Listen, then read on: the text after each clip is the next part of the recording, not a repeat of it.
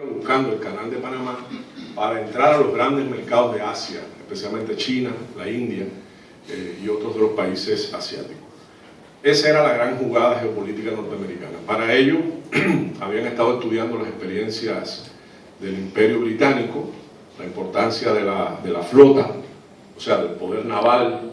Recuérdense aquel libro clásico de Alfred Tyler Mahan, el almirante norteamericano, que se llamó La importancia del poder naval sobre la historia, en la cual se diseñaba una cadena de bases navales y para la época carboneras que debían garantizar el dominio de los mares y por lo tanto el dominio del comercio mundial y el dominio militar del mundo. Todavía de aquel sueño imperial quedan vestigios. Bueno, aquí Matías ha hablado de consecuencias, pero también bases como la base naval de Guantánamo forma parte de aquel diseño geopolítico que en aquel momento tenía una lógica dentro de la expansión marítima. Hay que recordar que esas fuerzas tuvieron su expresión en la prensa norteamericana.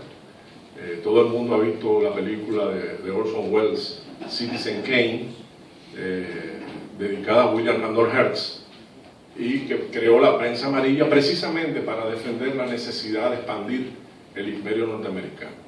Tuvo todo un pensamiento intelectual, político interno, y debutó en el 19 de abril de 1898 con el inicio de la guerra contra España por la posesión de Cuba, Filipinas, Puerto Rico y Guam, del cual se habla poco, pero que también en ese acomodo estuvo ocupado por los norteamericanos. Esa guerra que el canciller norteamericano de la época, Hyde, llamó Pequeña Guerrita Espléndida, duró 3 meses, expulsó a España definitivamente del hemisferio occidental y de Asia, y les permitió el dominio de Cuba y de Puerto Rico. En el centro quedaba esta isla y los 2 países que la conforman. Para completar el esquema de ocupación, en Cuba estuvieron hasta el año 2, hasta el 20 de mayo de 1902, donde dejaron un gobierno mediatizado, una enmienda a la Constitución, la enmienda Platt, y una pseudo república. Puerto Rico no han salido todavía, están ahí. De hecho, por estos días, la ONU, el Comité de Descolonización de la ONU, una vez más, ha aprobado una moción pidiendo la descolonización de Puerto Rico. Y repito, quedaba en el centro esta isla y 2 estados. El marco de la Primera Guerra Mundial y el pretexto de que Alemania podía hacerse cargo en medio de la guerra de estos territorios y que había que ocuparlos primero. En ese sentido, ese era el subterfugio para poder actuar. Las consecuencias fueron primero la ocupación de Haití y luego la ocupación de la República Dominicana. En ambos casos los pueblos mostraron resistencia, de eso se va a hablar aquí, porque tal parece, si nos atenemos a la historia oficial políticamente correcta, no hubo ninguna resistencia, o hubo muy poca resistencia. O hubo una resistencia moralmente descalificada con adjetivos como gavilleros, en el caso dominicano. Como mismo también en Cuba los españoles usaron el epíteto de mambí en la guerra de independencia como si fuera deshonroso para los cubanos, y los cubanos lo reciclaron convirtiéndolo en un timbre de gloria para los libertadores. En este caso, aquí, bueno, los compañeros que comparten conmigo la mesa explicarán y darán los elementos, pero sí hubo una resistencia militar, hubo una resistencia que obligó incluso a usar la aviación. De hecho, hemos encontrado en el Archivo General de la Nación una cantidad, 79 artículos escritos por marines, oficiales de marines, en el archivo de 2 revistas del Marine Corps, que narran toda la labor de contrainsurgencia de la época. O sea, la labor de sofocar con la inteligencia militar, el uso de la aviación, etcétera, el armamento moderno, a la resistencia, y a la vez ganar lo que luego en la Guerra Fría se resumió como ganar la mente y corazones de los pueblos.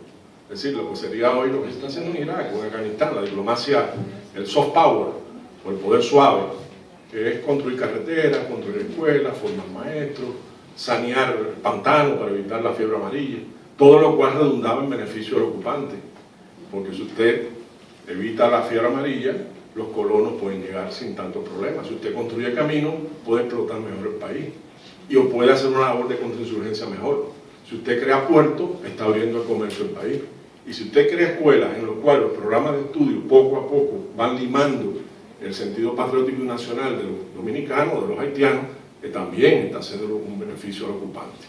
Lo que pasa es que siempre se vende como una gran obra filantrópica que modernizó el país, que desarrolló el país, pero hay que ver los motivos profundos de la misma. Es como cuando Juan Bosch era presidente, que la misión militar norteamericana hizo un programa de construcción de caminos vecinales, claro, a las zonas donde posiblemente pudieran surgir focos guerrilleros, para poder trasladar las tropas en un lapso muy breve. Esa forma creo que se ha dado una visión general del marco histórico en el cual ocurrieron los sucesos que nos ocupan, y paso de inmediato los micrófonos a nuestro compañero Fran Voltaire. Gracias.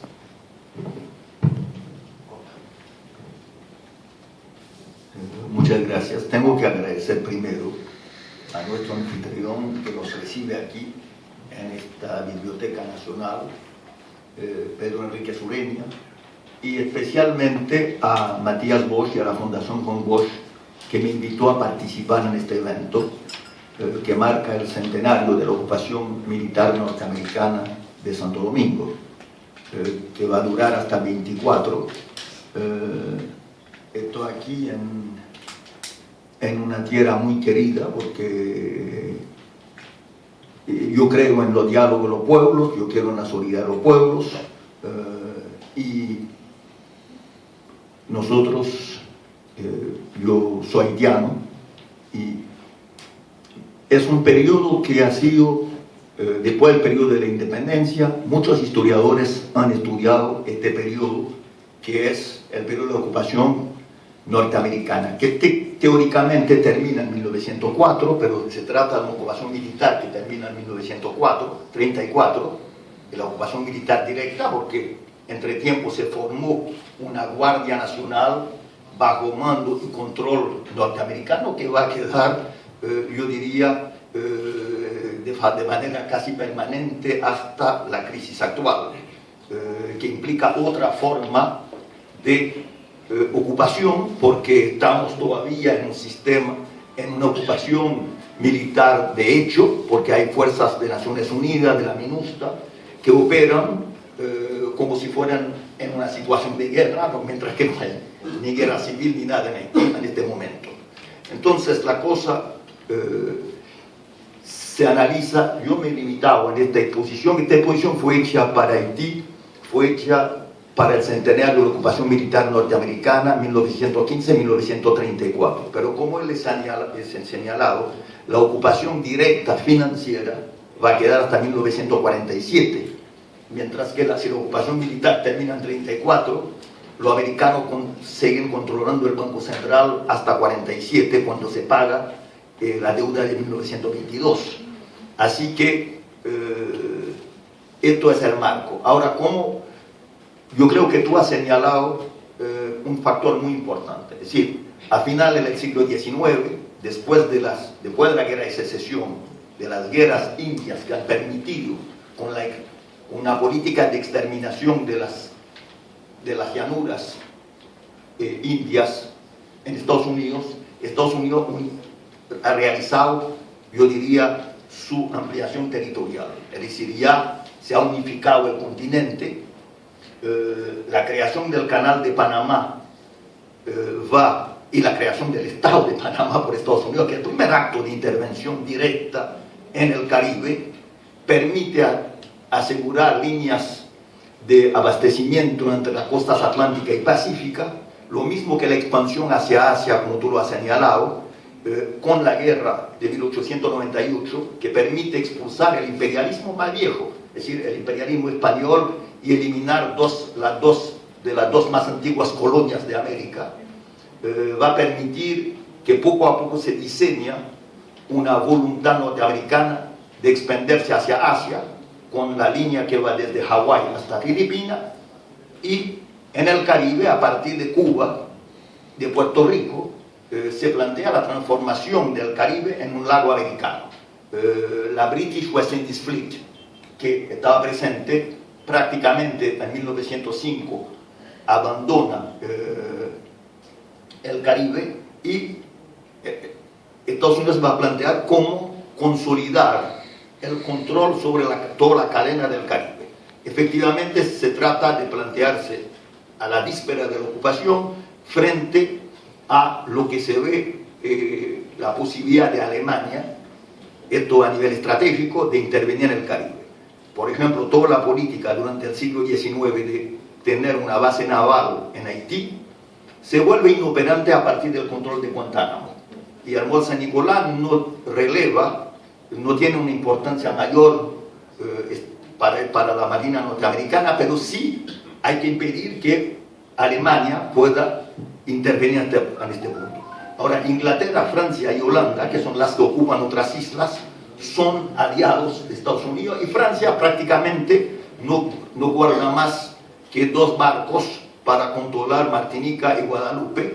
Y el Caribe, a partir de 1915, con la intervención en Haití, 1916 la intervención en Santo Domingo, y posteriormente la consolidación de una intervención en Nicaragua, porque en Nicaragua, porque es la posibilidad de construir un segundo canal. Aquí está el juego estratégico. Es decir, a partir de este momento, el Caribe se vuelve en lo que han llamado casi the backyard of the United States, el patio trasero norteamericano. Se asegura un control sobre toda la isla del Caribe, directa o indirectamente. La única cosa que quedaba, Dinamarca, se compra las Islas Vírgenes bajo amenaza de conquistarla. Efectivamente, a partir de este momento, el Caribe va a transformarse hasta la Revolución Cubana en una zona controlada totalmente por los Estados Unidos. Razones ideológicas. Sí, efectivamente, campaña desde el siglo XIX hacia Cuba, que habían querido incorporar, primero por el Estado del Sur, habían querido incorporar Cuba como un Estado americano. En el caso de Haití, Puerto Rico, Haití y Santo Domingo, hubo algunas misiones que se plantean cómo intervenir, cómo controlar, cómo efectivamente hubo oposiciones en el Senado americano, pero no estaba todavía al orden del día. Pero Haití siempre fue un problema. Yo creo que es interesante en la historiografía norteamericana que hay 2 países donde hay toda una literatura desde el siglo XVIII sobre 3 países: México, Haití, Cuba. Es decir, en relación a la importancia económica de Haití, uno no entiende por qué hay toda esta preocupación mayor. Pero uno puede entenderlo con la frase de Jefferson: Haití es un accidente histórico que no debía ocurrir. No puede ser que un Estado sea controlado y gobernado por negros. Esto es una aberración histórica y hay que impedirla. Bueno, ya a partir de este momento uno se ve que también hay toda una reflexión permanente en lo que una historiadora norteamericana llamaba the psychological moment, diciendo que no se puede pensar Haití, y además uno ha visto la cantidad de estudios. Yo no sé si los que se familiarizan con la historiografía sobre Haití serían sorprendentes, que hay más libros publicados y más investigaciones que sobre Brasil.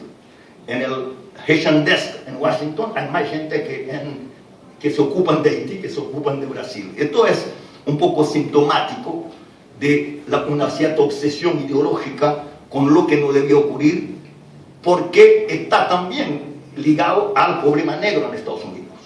Porque se planteó desde el momento problema que se va a plantear con la inmigración negra norteamericana a Haití en 1800, sobre el gobierno de Boyer, sobre el gobierno de Jeffrard, y el hecho de que una solución mediana con la guerra de secesión va a ser confiado a Haití a una parte de los dirigentes negros del Partido Republicano, que van a ser los embajadores, hasta 1910. Y este es otro elemento, porque a partir de 1910 uno ve el desplazamiento en Haití de la hegemonía francesa e inglesa, francesa y alemana, por la hegemonía norteamericana. A partir de este momento se cambia, se elimina a todos los dirigentes negros que ocupaban los puestos en las embajadas y los reemplazan por diplomáticos blancos, diciendo, bueno, aquí no es tan fiable. Y se plantea a partir de este momento, uno ve las primeras proyecciones sobre cómo controlar Haití. Cómo controlar primero el sistema aduanero, lo que va a pasar también en República Dominicana, porque en una economía exportadora el control de la aduana es fundamental. Y efectivamente uno va a ver cómo los americanos van a entrar, y esto por razones económicas, a través de la construcción de ferrocarriles, el famoso contrato McDonald que daba prácticamente de cada lado del ferrocarril 10 kilómetros para poder desarrollar plantaciones.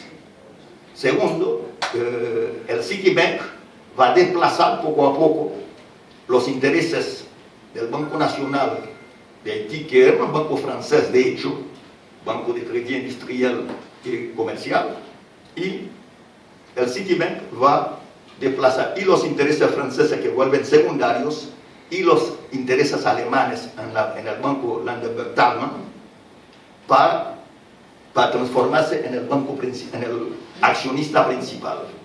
Y es interesante porque uno de los actores de esta ocupación, Roger Leslie Farnham, es a la vez representante de los ferrocarriles McDonald, del Citibank y del Departamento de Estado. Efectivamente, esto nos revela un poco cómo se combinan estos intereses. De tal manera que la ocupación también tiene un aspecto financiero económico al lado de estos intereses, yo diría, intereses ideológicos en el sentido de legitimar la intervención. Y esto empieza porque estamos a los principios del cine, y algunas películas que he podido recuperar, se ve algunas películas mudas que se preparan mostrando los dirigentes haitianos, los generales borrachos, que afectan intereses norteamericanos, y que la única política razonable es the big stick, porque la película termina, si la diplomacia es buena, pero el big stick es más efectivo. Sí, son elementos que hay que tomar en cuenta. Ahora, la crisis en Haití misma, sí, la inestabilidad política de los últimos años, el agotamiento de este modelo que nace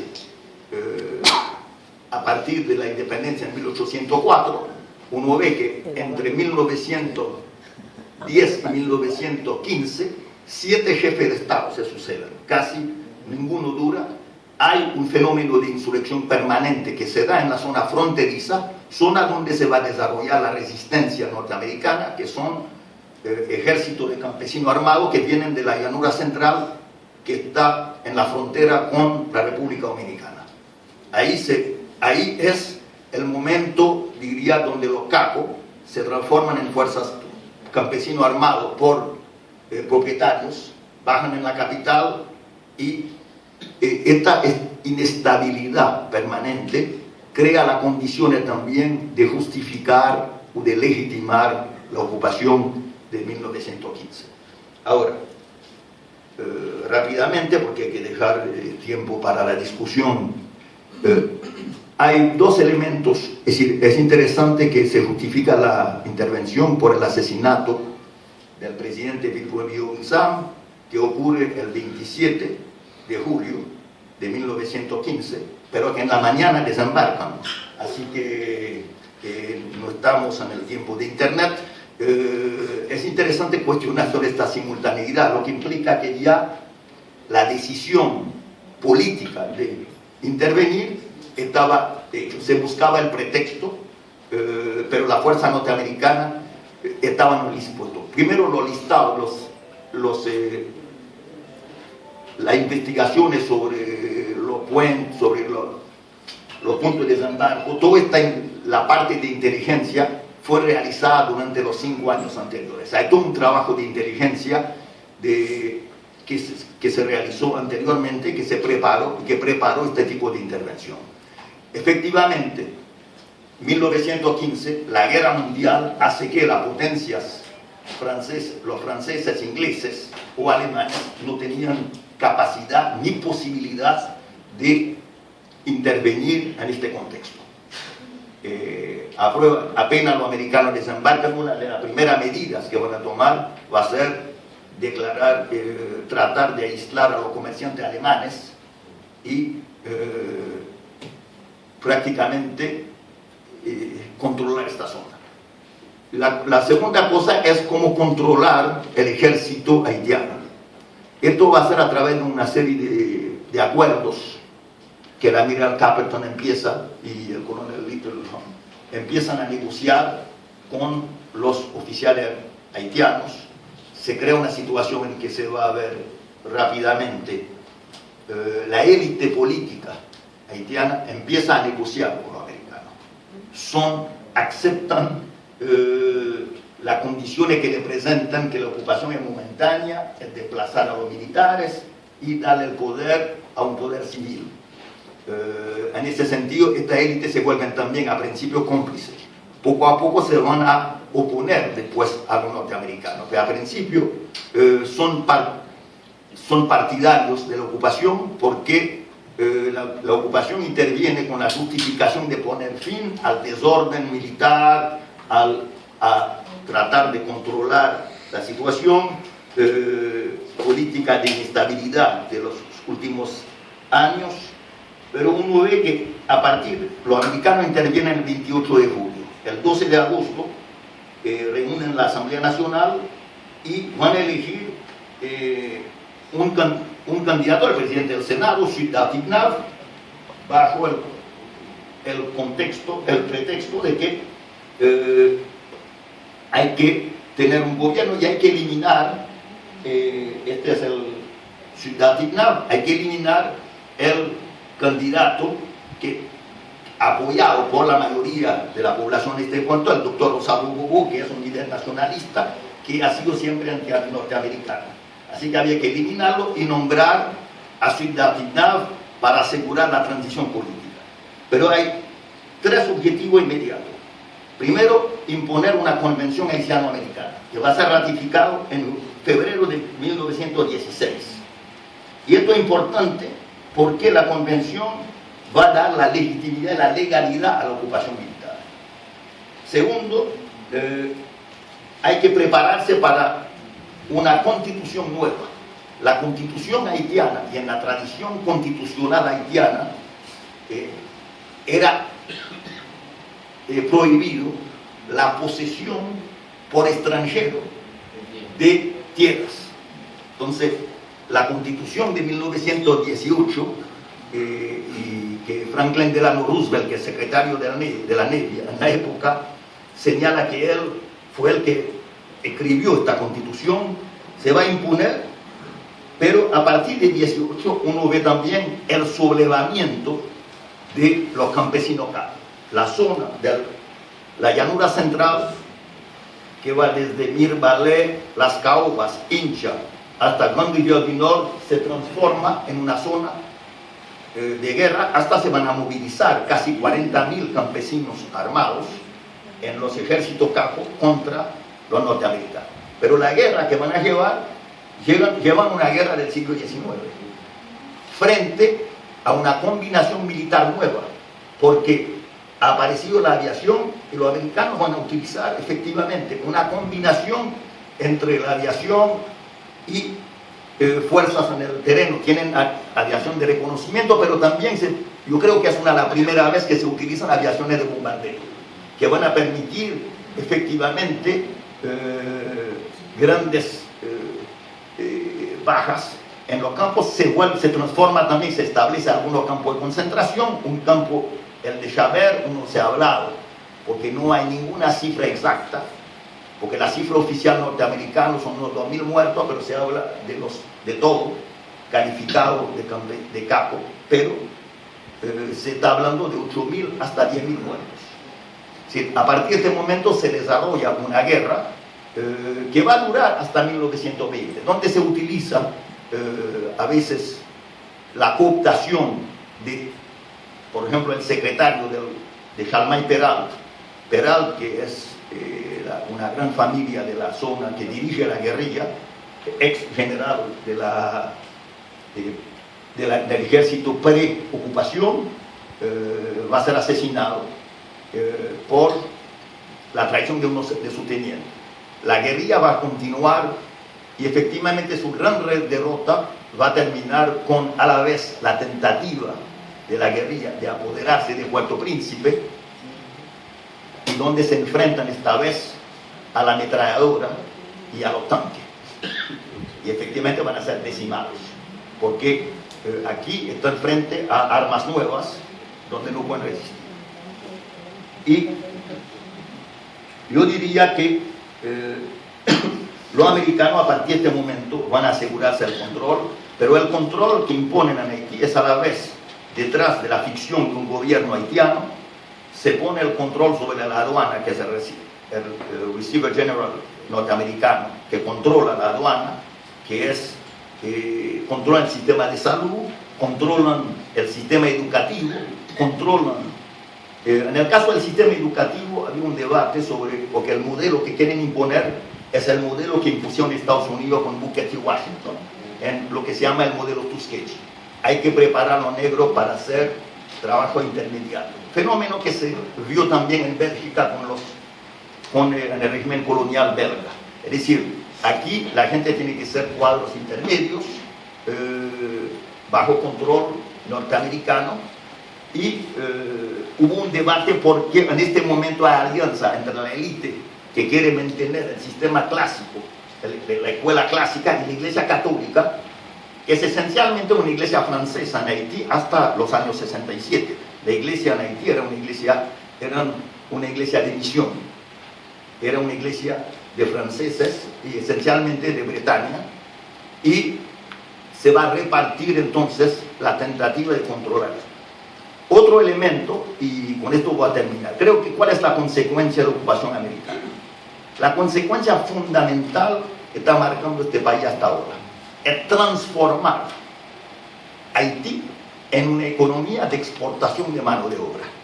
Porque efectivamente, a partir del momento que la plantación esencialmente azucarera se establece como un modelo en todo el Caribe, ¿dónde reclutar la mano de obra? Sí, no puede venir de África, no puede venir de Asia. El único lugar es donde hay una economía campesina con excelente mano de obra, y hay que captar esto. Y uno puede verlo en las cifras de inversión entre Haití, República Dominicana y Cuba. Es decir, el destino para los norteamericanos va a ser que Haití se transforma en una exportadora de mano de obra, en una economía que exige de plantación, donde se trata de un trabajo casi esclavo, se trata de un trabajo con remuneraciones muy bajas, y efectivamente es a partir de este mundo que uno puede entender este fenómeno de la exportación de mano de obra haitiana, que después se complementa a partir de los años, incluso que empieza en Bahamas, en los años de anteguerra, cuando hay que construir bases navales. Y entonces hay que trasladar a los haitianos para construir todas estas bases en Bahamas. Posteriormente, en una economía turística que exige mano de obra barata, los haitianos van a ser la mano de obra en todo el Caribe. Mano de obra que uno ve de punto a punto en el Caribe, en la economía turística, de la isla de Aruba hasta San Martín, hasta Guadalupe, porque hay que entender esto, la migración no es un fenómeno individual, no es un tipo que decide irse, es toda una aventura personal. La migración es un fenómeno controlado económicamente, y interesante que cuando los americanos, y con esto termino, hicieron lo que llaman el Blue Book para vender Haití a Estados Unidos, hay una página entera con el señor Urbina, que era el que organizaba la organización de la mano de obra para, en este momento era para Cuba, porque en Santo Domingo era mucho más informal por la frontera, el traslado de trabajadores hacia las plantaciones. En el caso de Cuba había que trasladarlo por barco, así que se va a organizar desde el sur del país, y nosotros hicimos una película sobre esto, y uno ve que toda la zona del sur, prácticamente de Camagüey hasta, yo digo no la zona del sur, de la zona cubana, el oriente, de Camagüey hasta Baracoa, casi 90% de la migración viene del sur del país. Viene del sur porque había los puertos de los Cayos, donde se organizaba esta migración a través de barcos, a través de toda una cadena organizada. Es decir, hay que entender entonces, es una de las consecuencias que todavía perdura. Ahora, la militarización de la vida política la hicieron también, y esto también ha durado hasta reciente. Y con esto dejo abierto la palabra a los otros colegas y al público.